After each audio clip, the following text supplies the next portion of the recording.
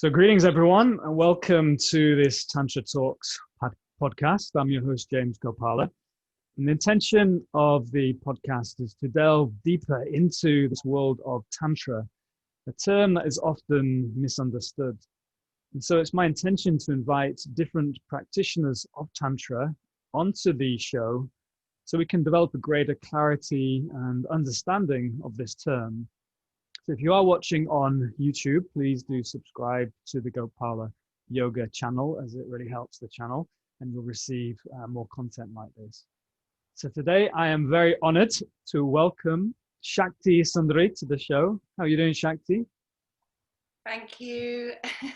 Well, we were just talking before we went live. I'm brilliant, I'm present, and I'm also alive and navigating life at the moment as well. So there's all sorts going on, but I feel really present with you right now. So thank you for inviting me. Very, very welcome. It's great to have you on. So Shakti is, I'll just introduce Shakti, is a priestess of love and sacred sexuality who has followed her bliss in teaching embodied awareness and awakening for women for the past 18 years. Trained as a yogi, tantrika, dancer and healer, Shakti is a passionate advocate of women's empowerment, masterful curator of full-bodied spirituality, and an eternal student on the path of authentic living. So Shakti runs the Awakening Shakti. Is it how? What is the term of the name of the goddess workshop that you do, Shakti? The program's called the Awakening Shakti program. It's a 9-month course for women. Yeah. Fantastic, awesome. Yeah. So you're very much committed to women's spirituality, women's healing, embodying the divine feminine. And Yes. So how has this last year and start of 2021 been for you in terms of this crazy time that we're in right now? Oh. Well, how do I want to answer that? I guess this whole phase of shift and change and chaos and unexpectedness right from the start, for me has been mostly an experience of a dropping deeper into the peace and the stillness and the joy and the love that's already always there, right? That's sort of been, for the most part, my experience of it. However, of course, there have also been moments of stuff coming up to be processed personally and collectively. So, I'm no different to anyone else. And as I was just saying to you before we came live, I didn't kind of go into the whole thing, but actually something just come up for me in terms of, and it is triggered by the actual situation, this sense of overwhelm of needing to caretake my kids and my life and my clients and everything, and it suddenly for a few days felt, it's just all too much, and I needed to take space. So I've actually been processing and navigating that for the last couple of days. It's like, I allowed my boundaries, I wasn't holding my boundaries, which is part of self-care, which is what I teach the ladies in my program, and I wasn't doing it for myself. Give. I mean, giving Yes. from an empty cup, right? Yes, over giving, and then I just felt utterly depleted. And I was like, okay, I need to go back and just, be with this. So I've been being with that, and it's been great because, and this is the process. This for me is Tantra, right? It's like stuff comes up, we be with it, and then the deeper we be with it, the deeper we get to the kind of the root of whatever the feeling or the sensation or the thought is, without sort of going into some great big story about it. And that's the healing, that's the integration, that's the next level of coming back to oneness, which for me, Tantra is about the return to self, the return to love, the return to unity, the return to that sort of embodied experience of being one with life. And things take us out and then we come back in.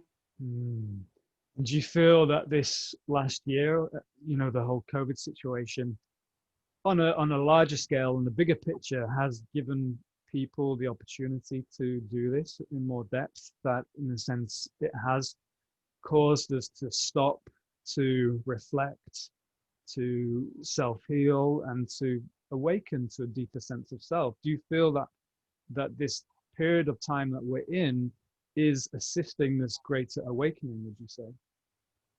For sure. Mm. Yeah, for sure. It's like Yeah. it's now saying you've Deal got with no it. choice. Yeah. You've got no choice. Mm. Really. And so it's a huge, you know, for the most part, like I was saying, I see this as a huge, wonderful opportunity, even though the external reality is, you know, can appear frightening or confronting or challenging, like in real ways. So I don't want to bypass that, you know, in real ways. Yes. But absolutely, it's kind of like the it's being forced, and I sort of feel this pressure of you can't avoid it any longer. You can't avoid it any longer is getting stronger and stronger and stronger, and will continue to. Is my sense. And so if we don't have that inner connection to something beyond the external reality, it will, I imagine, begin to feel more and more difficult.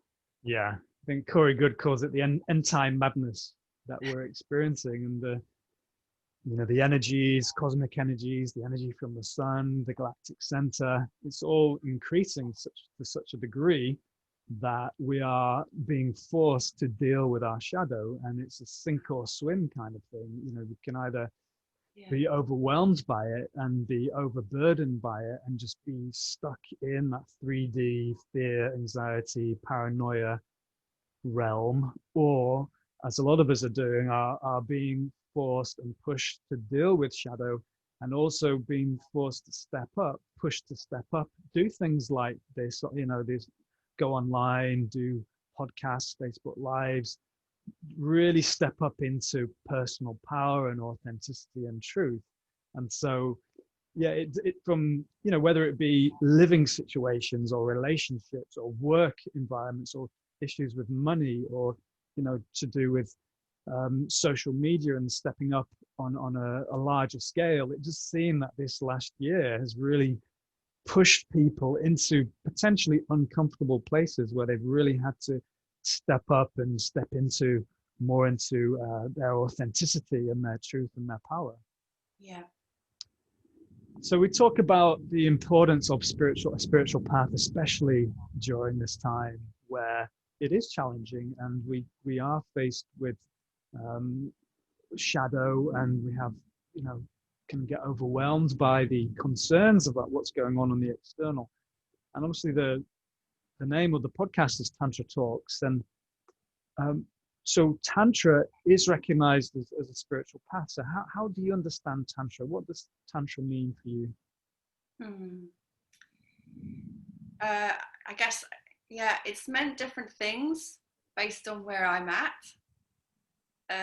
So I've understood it based on what my level of consciousness is, and that's changed. So to put it really simply, when I first I did feel this calling towards Tantra, didn't really know what it was. It was primarily because I loved sex and I wanted better sex. I also had a deep spiritual longing, and I kept fucking up in my relationships. So those were the three motivations that sort of called me to it. And my experience of Tantra has been primarily in Western Neo-Tantra, right? So just to give that framework as well. And as I've kind of explored and delved and read and practiced and exposed myself to as many teachers as I can, I guess my understanding has shifted from this like outward longing, yearning, searching, to like coming closer and closer, back in. And so now I guess my how I would express it to somebody is Tantra is a way of life, as well as a series of practices which are about meeting the self. That's as simple as I can put it. It's like the process, the practice, the living recognition that God and me are one. Nice, beautiful. It's that approach to life, if you like, and God and you and God and the individual are one, and everything is also an expression of God. So everything that we do day to day, washing the dishes, brushing the teeth, or praying and meditation, doing your yoga, it's all sacred and all an expression of divinity and movement, if you like. If everything is divine, then we can use, each moment and each activity of the day, even just more mundane day-to-day chores, to really go into that place of presence and awareness and integration, and not, I think all spiritual paths are leading us out of the mind into the heart, right? And we're moving, through the body, through activity. We're moving out of our programs and fears and projections and memories and anxieties into that place of being and presence. And yeah, I love how you describe that, and that it's ever evolving in that respect. So the way we understand, as our spirituality evolves, so our understanding of self and God and our relationship between the two evolves. And a big part of Tantra is working with polarity, working with the divine masculine, which we generally understand as Shiva, though that's just one word. It's just a word. It doesn't really necessarily represent divine masculinity in its entirety. And also obviously the divine feminine, Shakti, which is power and energy and love and movement. Now, the work that you do with women, you're encouraging women to embody this divine Shakti, the divine feminine. What do you find is the biggest obstacle for women to embody their divinity, or their divine feminine, or just divinity in general? Oh, gosh. There are so many. I was thinking of this question, but for the men's position, I was like, oh, where to start? God. Right. Okay, let's see what comes out of my mouth. Well, the thing is, I think a lot of what I'm going to say will apply to men and women, but also, yes, I focus on working with women primarily now.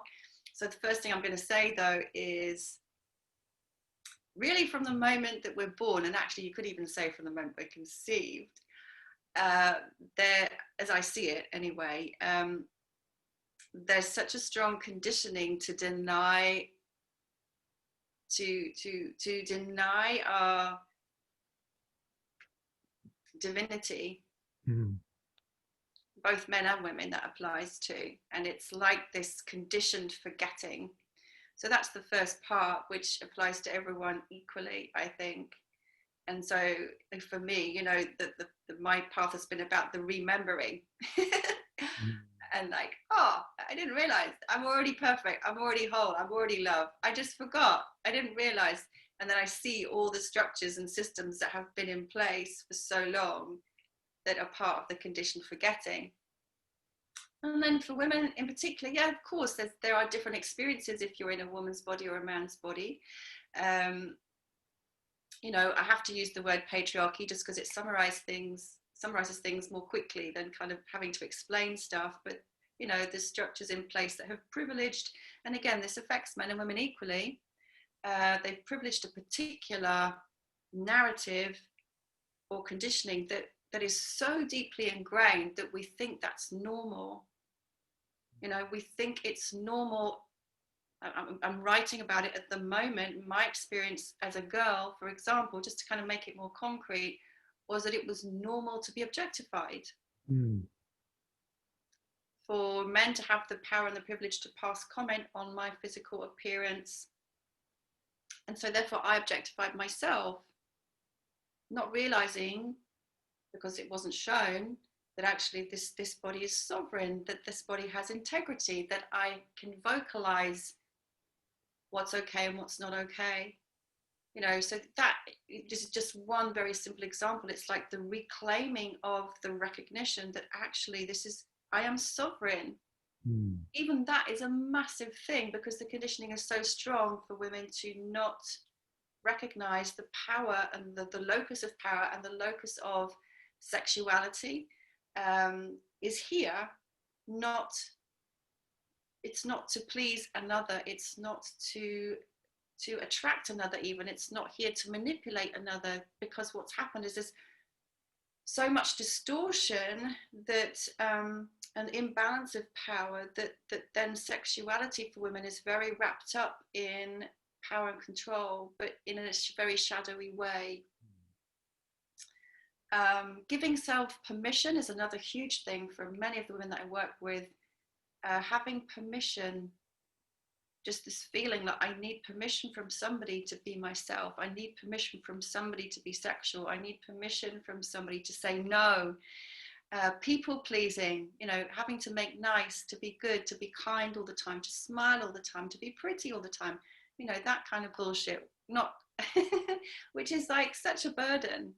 It's such a burden to not be real. And to sort of push away, therefore, all the shadow aspects, which are just as powerful and just as important. And recognizing that sort of embodying the divine feminine isn't about looking a particular way.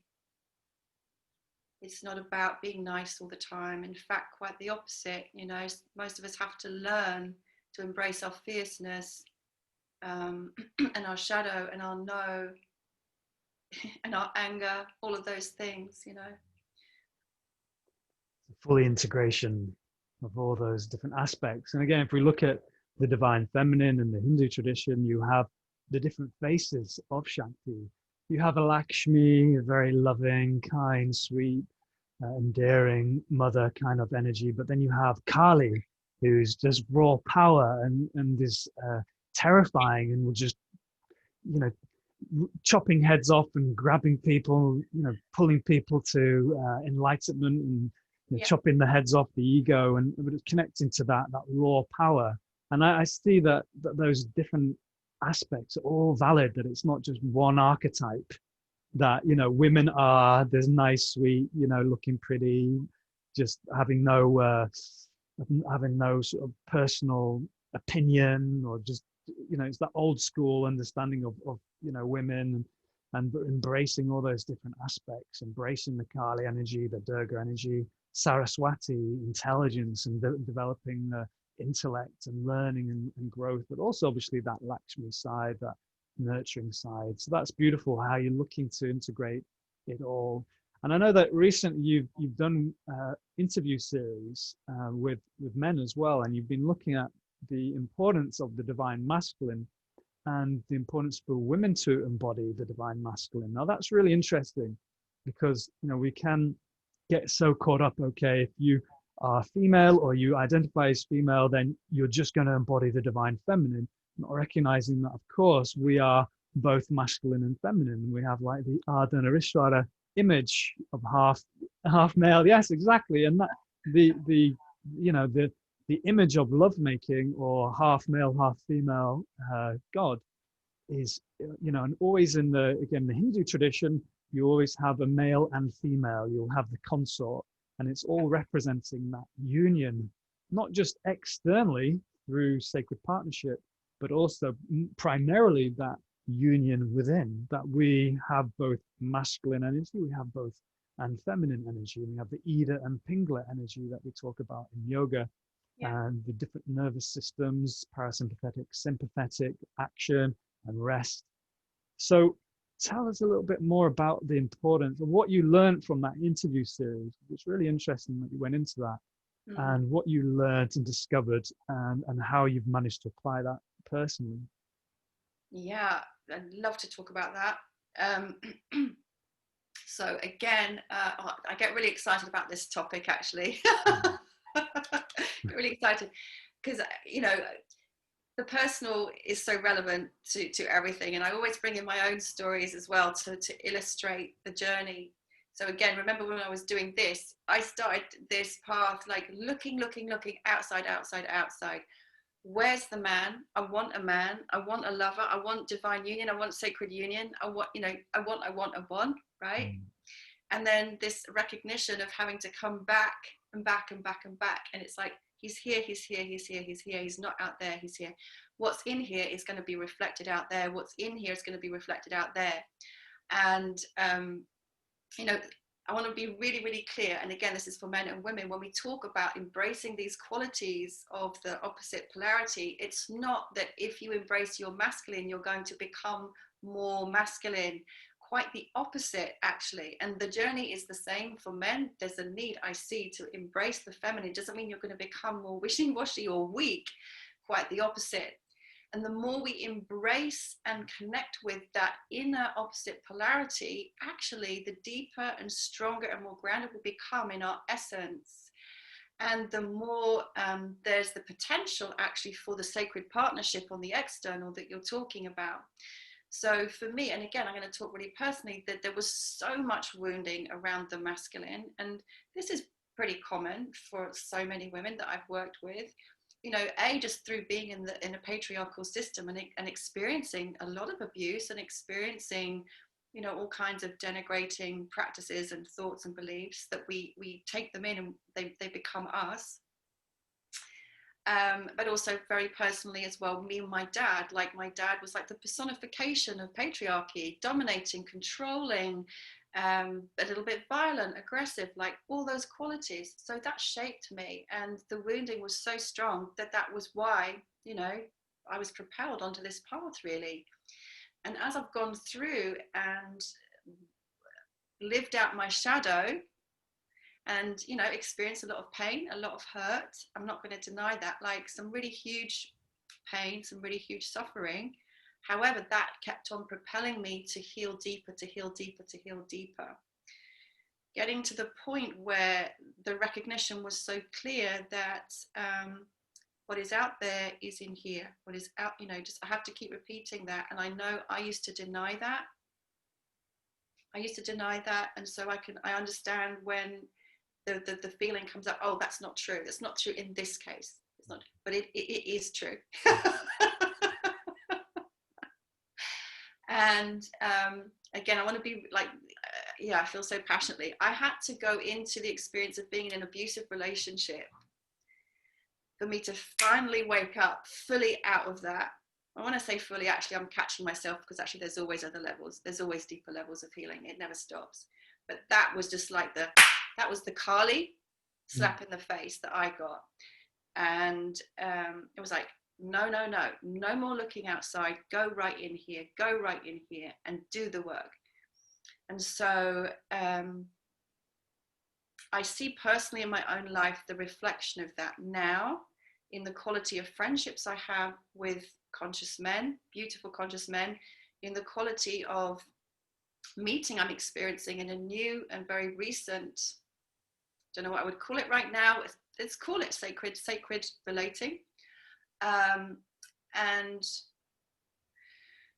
you know, I see this with the women that I teach, and in the interview series, so this is part of the Awakening Shakti course that I teach. We spend a whole month immersing ourselves in engaging with and healing the relationship with our inner masculine, because your feminine can't blossom fully unless you have that deep anchoring here inside with the Shiva, with pure consciousness, with the stillness. That's the grounding, that's the anchoring, that's the holding, that's the answer to the yearning for completion. Every time you look outside yourself for it, you're going to be disappointed, because no human being on the external can give you what Shiva can give you internally. And it's not just about the consciousness, it is also about the sort of the lower level expressions of the unhealthy, immature masculine that we've embodied, because they're so much a part of the air that we breathe around us. Same for men. The work is to kind of heal and release the unhealthy, immature feminine aspects within you. And so that's the work. And as we do that, it's just so powerful, because you know, the results are manifest then outside us. And as I did this series of interviews, and if you want to see it, it's on my YouTube channel, and it's a playlist called Sacred Masculine Rising. And as I spoke to these series of men, so for one, I had this most beautiful experience of exchange. Literally, it was like a dance of Shakti and Shiva with each interview that I conducted. It was so profound and so healing and nurturing for me. But then as I shared these interviews with the women who follow me, they were so touched, they were so open, they were sobbing tears of healing, release. to hear a man speak the words that they'd long to hear, to see the embodiment of the divine masculine, you know, there, because they're kind of, there's a lot of belief in the conscious world that these men don't exist. And I don't want to say that to put some ideal of perfection or, you know, put these guys on a pedestal. We're all human, right? But yeah, so it was a really fulfilling, nurturing, expansive experience, and you know, one I want to keep on continue, because we have to re-educate. It's like if we keep focusing on what's shitty, we're going to keep getting more of what's shitty. So let's like look where the example is of what we aspire to. So we teach ourselves this. It's like, I want to hang out with these people because that's where I'm going, you know, rather than like focusing on what was, which is the patriarchal stuff. And this ties us back in. I know I'm talking a lot, sorry. I feel like That's I'm on good. the stuff that's happening around us is directly connected. Mm. Because the embodiment of the masculine that we see leading is the stuff that's all dying away. So the more we do this inner work now of like healing, releasing, integrating, bringing ourselves together, all these disparate parts, the masculine and the feminine, that's the way to change it. Mm. Awesome. Wow, you brought up some really important and profound points there. I think the first thing was that this yearning externally, you know, looking outside for that sense of completion, where, you know, we can never really satisfy that sense of lack from Yeah. the external. That's when people turn to drugs, people turn to relationships, food, social media, whatever it might be. It's that sense of I'm not good enough, or there's a lack of completeness within that's experienced on the existential level. And so we look externally, and that you recognize that looking externally for the partner, the man, to essentially help heal those father wounds, most likely, recognizing that that was always just a band-aid, and that was that the journey, the real journey, is an internal journey, and starting to connect to the inner masculine, the divine masculine within, to that place of peace and consciousness within. And again, you referred to your father and childhood, and I feel that a lot of, you know, we are formed from childhood. You know, we are products of our upbringing and our parents and our conditioning, and essentially on one level we're looking to unplug and decondition and heal the trauma that's been put onto us from childhood. It's something I'd like to talk a little bit more about, but before you go to that, just for those who are quite new to these concepts of divine masculine, divine feminine, I mean, how would you define these two concepts and these energies? And what's your understanding of the divine feminine, divine masculine, and their relationship? Yeah, that's a really good question. I guess I would put it on a couple of levels. So on one level, I understand and I experience my connection with and potential to embody transpersonal energies. Of what I experience as an essence of the divine feminine as Shakti, and an essence of the divine masculine as Shiva, or pure consciousness. So that's one level. And on another level, I guess I see it as sort of coming down into matter more, even though that, you know, I experience the potential to actually embody these energies literally. So we talked about Kali, for example. She moves through my body sometimes, other energies do. So this is a transpersonal energy. It's you know, it's beyond this personality. And then also, as I look out into the world and look at myself as well, you know, I'm a human being with a calling, a desire to continue on that path of merging my human and divine self with as much awareness as I can muster. So, you know, I will look at friends of mine, and male and female, and I'll say, oh, what a beautiful divine masculine. And I mean that as a term of honoring that person on their path and their journey of that integration that's happening for them. What is the quality of divine masculine, of divine feminine? What do you mean when you say divine masculine, Shiva? You mentioned, I know you've touched on it, consciousness, connecting to self, to spirit. So when we're talking about these two terms, divine masculine, divine feminine, what do you mean by each of those individually? Okay. So qualities of the divine feminine, I would refer to things such as embodiment, as in being able to fully feel and live in a really relaxed, at ease way with the physical body and every part of it. I would refer to sexual energy and sexuality and sensuality. I would refer to feelings and emotions. I would refer to the capacity to receive deeply and to sense deeply and to love deeply.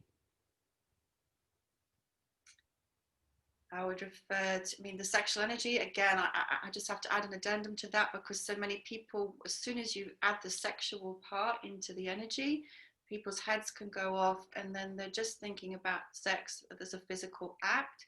So I just want to clarify, when I speak about that energy, then ultimately for me, it can be experienced as a sensation in the genitals, it can be experienced as lovemaking, but it's so much more than that. This is the immensely, infinitely creative power of life force. So that's how I mean that. And yes, we're designed for pleasure. Yes, we're designed actually for bliss and for ecstasy. In terms of divine masculine qualities, then I would talk about stillness, about truth, about clarity, about focus, structure, purpose, unwavering strength, presence. I'm just like, literally as I'm talking to you, I'm tapping into like both of those. Beautiful. I love it. I love it. It's amazing. Yeah. Perfect. That's awesome. That's awesome. Why is it important to balance the two, and what can that look like in an awakened being or an integrated being? Well, you've got a picture on the back on your wall behind you. Which one? And I've got this. Ardhaneshwara. Yeah, I'm going to say it. Thank you. half male, half female god. Shiva, Yeah. Shiva Shakti. Yeah. So, okay. I think in a modern world, we are, for those on the spiritual path, we're looking to, Tantra is all about kind of navigating through physicality, desire, pleasure, to integrate, to move through, and to ultimately transcend, not in an ascetic way to deny, but to integrate, to move through, and to move. It's like an involution or an evolution through these things. What do you think that integrated being, spiritual being, in the 21st century, the 20s, it looks like now? I'm getting confused. What is it? Yeah, I know. It's just like, I know it's a new year, but 21st century. Yeah. What does that look like? That what do you think we're here to do on planet Earth now, and how that can look as that expression of that integration, and ultimately the path that we're here on, and our purpose and mission, essentially. Oh yes, thank you. Yeah, lovely. I'm gonna get passionate again. I can feel myself. Go for passion. Let's get that Shakti moving. So first thing I want to say is it doesn't necessarily look like someone who's like split down the middle and is like half and half. Literally half male, half female. Yeah, and it doesn't necessarily mean so. This is, and again, guys, this is just my understanding, right? Don't take what I'm saying, anything I'm saying, as the truth. This is just my own expression. Doesn't necessarily mean that I, as Shakti, start behaving in a more masculine way either. In fact, okay, so here's how I see it. I see it as the more this integration is embodied within me, the more I express my true nature, the more I express my true self into the world. And we're all here, each and every one of us, nobody left out, to be that full self-expression of divine, right?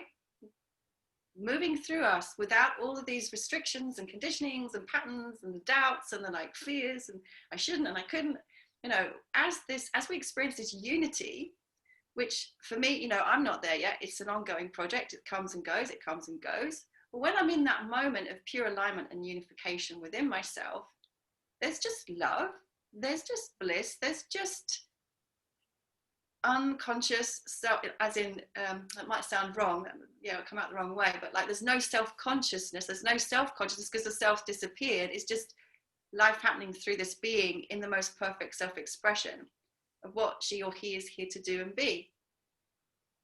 And imagine a world where everyone is that. Imagine a world where that is how it is. Like, how beautiful. So it can be hard to actually imagine that literally at the moment because we don't see it, but we can feel it. And that's where it starts. It starts with the feeling inside, and it starts again coming back to the embodiment of it, which is the process that we're all doing. I know you're doing it, we're all doing it. We're on that process of integration. But just to imagine it, this is how I imagine it. I imagine it as a world of beauty. I imagine it as a world of love. I imagine it as a world of truth and transparent communication. I imagine it as a world of sacred relating and sacred partnership, and also sacred co-creation and the ongoing creation of a more awakened humanity. I imagine it as a world where we are living in a healthy relationship with nature and the environment and the creatures that walk this earth. And so beyond that, I think the potential is so huge and so beautiful. It's hard for the human mind to conceive it at the moment, but that's what I see ultimately. Yes, beautiful. Yeah, heaven on earth. Heaven on earth. The new earth. Yeah, I agree with you completely. And that, you know, I'm an optimist. I do believe in evolution and spiritual evolution, collective evolution, and that is the direction that we are going in. And I do feel that this last year, the whole COVID situation is a major marker stone on that journey. I think we're still a little bit, you know, we've still got a bit to go there. yeah. But I strongly believe that ultimately that we are destined for this type of society where we are more connected to spirit, we're embodied, and we're in our truth, in our true self, and not caught up by the fear and the hysteria and the anxiety that, and the old patriarchy, competition, domination, control that, you know, has kind of governed the planet for however many millennia. Yes, that I'm very confident that, you know, we are moving towards that place. And for me, a big part of that healing process is healing the past and looking at relationships with parents and how our relationships with mother and father influence every single other relationship with men and women on the planet. How we relate to these, you know, these more archetypal energies of the divine masculine, of the divine feminine, of the divine mother, of the divine father, how we relate to our partners and to our brothers and sisters and to our parents, to our children, to our friends. So in terms of some of the work that you're doing with women personally as well, do you go into that childhood time, and how would you work with that? Yes, absolutely. Like you say, so much about how we relate and show up in the world is shaped by those formative years. And we can't really liberate ourselves without going into an exploration of that. and making the unconscious conscious and feeling what hasn't been felt, forgiving, integrating. I'm going to give you a personal example again, but also relate it back to, again, two things I want to say about this. Sex and sexuality. Quite a lot of people will come, as I did, to the path, sexual awakening for women. I want to be more sexy. I want to have better sex. I want to be more divine feminine, and it's like, great. And it's not all about sex, and it's not all about looking sexy. I'm going to ask you to go into your mother and father wound, because that is going to be a really big part of wherever you're holding, wherever you're contracted, wherever you can't open your heart, wherever there's numbness in your body. It will be related to that or other traumas or experiences you've had that have shut your capacity to feel, to sense, to love, to feel safe. So it's all related. I didn't realize I had to do shadow work to open more sexually and spiritually. Yes, you do. So, for example, with my father, I expressed how I'd experienced him growing up and what a big impact, a huge impact that had on me, to the point where I was in a relationship, as I said, that was abusive, that was mirroring how he had been to a large extent. And resentment, I held so much resentment towards him for a very long time. And I was, so two things, holding resentment and looking for completion through a man to give me the love that my dad hadn't, that I thought he hadn't. And that is the bottomless pit of wanting. So no man could match it. Exactly. You always want more. Yeah, always wanting more. And so then the most beautiful thing has happened through repeated cycles of doing healing and forgiving and healing and forgiving, repeated cycles.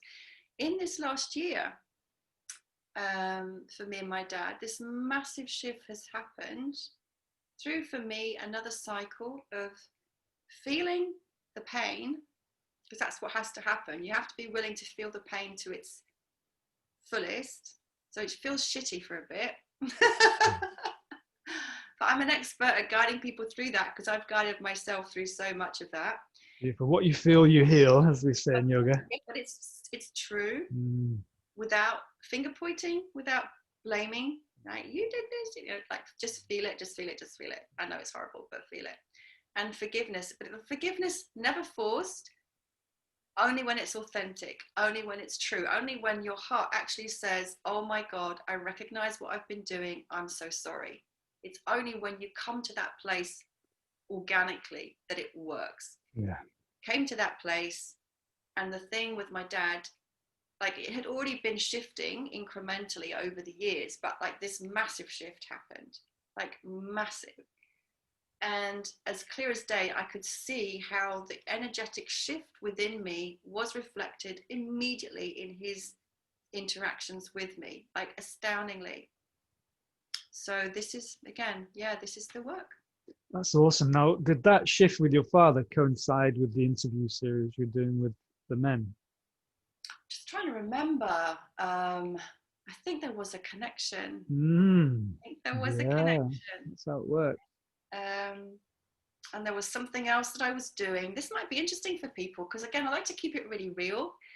I've been doing a course on abundant business, so how to work as a woman in business from a more feminine way. And this really showed me how I was operating in my business from a very masculine paradigm, even though I teach awakening Shakti. And it was like, lots of unconscious stuff here. So there was another healing process that I did as part of that also had a big impact. Awesome. And it's all potentially most likely tied into healing with your father and an improvement of the relationship there, and maybe a release of some charge and polarity that you were holding on to. And forgiveness, at the end of the day, it's like everyone is just doing the best they can, and it's that, I think it all boils down to forgiveness. And I've had to go through my own process of of forgiving parents and accepting, but also having those healthy boundaries as well.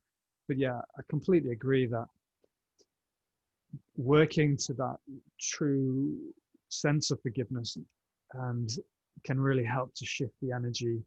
Doing the external work, working with the masculine on an external level also helps to heal that inner energy, and then has the knock-on effect of the healing father-mother issues. So that's beautiful. Shakti, this has been really awesome. I don't think I did you justice at the start with my introduction, because you've been on TV, you're writing books, and you've done all sorts of things, haven't you? So just why don't you tell the audience a little bit about, just to close, what you have done and what 2021 holds for Shakti Sundari. Oh, bless you.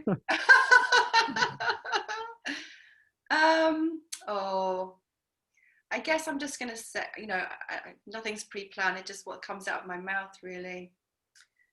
One of the things I've realized, because you know how you kind of step onto a path and then you just on it so much that I haven't really looked back. One of the things I've just been doing recently is looking back, and suddenly I see, I've been on this path for 18 years. Wow. And it's like, oh my God, and it's like, I remember that when I set out, I had these people who I really wanted to be like, and it was like, they were up there, and now I'm looking back and it's like, whoa, somehow I'm embodying all the things I wanted to embody, and there's more. So there's something about the wisdom and the experience that I've had that I actually want to acknowledge. 18 years of spiritual practice, of embodiment practice, of meditation, of self-exploration and healing, and it's always ongoing. There's a great humility that comes with that. And at the same time, there is a power that comes with that, which again is increasingly, I recognize, nothing to do with me. Nothing to do with me. In fact, it's an inverse relationship. The more you get rid of you, the more you're embodied in your divinity, in a sense. That's it. So I want to acknowledge that. So for me at the moment, the focus is very much on surrendering, actually, and asking, like I was praying and meditating this morning, just saying, like, in this interview today, let me just be a channel. Whatever needs to come through, let it come through. I don't have to worry about it. Right? And that's how my work is now, more increasingly. It's just, let me be a channel for the divine, let what needs to come through, let it be. So practically, although I can get carried away just being in that space, actually, there's my Awakening Shakti 9-month program for women. It's a really deep mentorship program. It's a long time, 9 months. How frequently are you connecting on Zoom, I'm assuming? Yeah, it's going to be starting soon. This next one, it's the 3rd year. So, I don't want to go into the details of the program, but yeah, it's a deep container, because I realized that's the time that's needed. There's no such thing as like this instant shift. It needs time. It needs holding. It needs someone being willing to call you out and not bullshit. I wish somebody had called me out a lot longer on some of my stuff, to be honest with you. I really do. But being willing to call out in a loving way. So there's that, which is like the big thing that I'm just kind of stepping into the next level of. I think I'll leave it at that. There are other things, but yeah.